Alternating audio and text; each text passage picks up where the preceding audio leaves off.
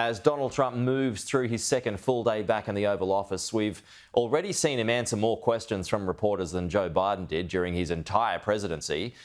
And we are back to announcements by social media. Joining us live is Republican strategist John Jordan. Announcements by social media. It's always fun for us to dive in the morning because we are the first to talk about it. So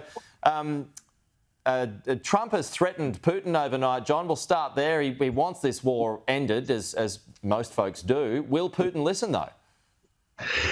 Yes, I saw this coming and talked about this for some time. Obviously, the United States has a great deal of leverage with the Ukrainians because it's either continuing aid or don't continuing aid is equivalent to Ukraine's having an ability to prosecute the war.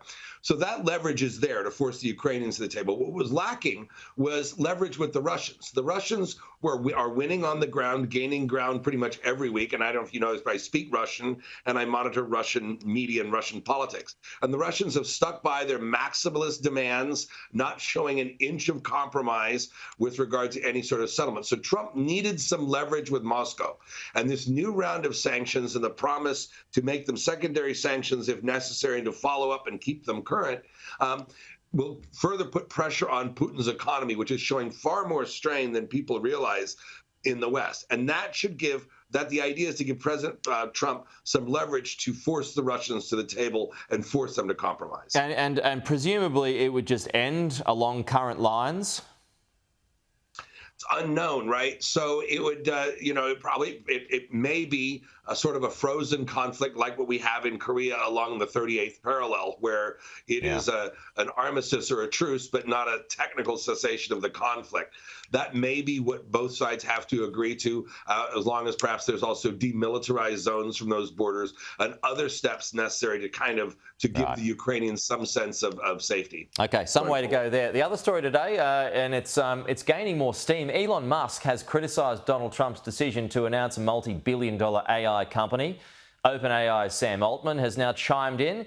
Is this the first crack in the relationship that many people were saying was inevitable? So let's not get too far ahead of ourselves here. Elon Musk did not criticize President Trump. Not everything in the world is about President Trump, as much as everybody in the media, especially overseas, really want to see it that way. Elon Musk was talking about Sam Altman not having the money. Elon Musk has a very a less than positive history with Sam Altman and the other partners in that project. And all Elon Musk said was, no, they don't have $500 billion, which is arguably true. That's still a crack at the announcement, though. It's still a crack at the announcement, though. I mean, he could have just kept quiet about it. Yeah, he could, but this is a match between two private citizens and an argument between them. President Trump is not a party to this argument. Yeah, but I mean, my point is, I mean, you've had a go at, the foreign media of foreign countries want to frame it as the fraying of the relationship. But if he's been somewhat critical, then maybe it is the first crack. That's just how it seems from here.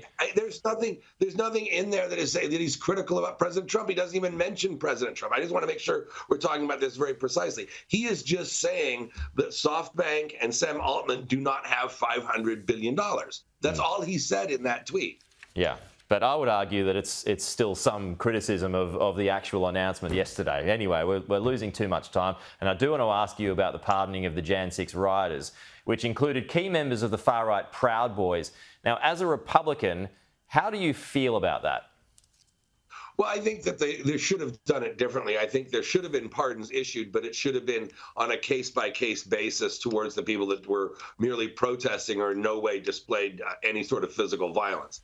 I get why the pardons happened, because the federal government devoted so many resources towards these people and neglected law enforcement at the expense of pursuing this, when only one person was killed, and that person was killed by a law enforcement gun.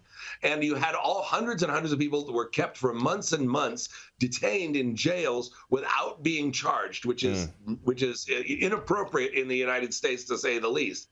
So you had people being treated differently because they were protesting this versus people who were burning down cities in 2020 that were never charged at all. So the idea was to wipe the slate clean, but I would have done it on a case-by-case basis. Okay, fair enough. John, appreciate your time as always. Thank you. We'll talk to you again soon.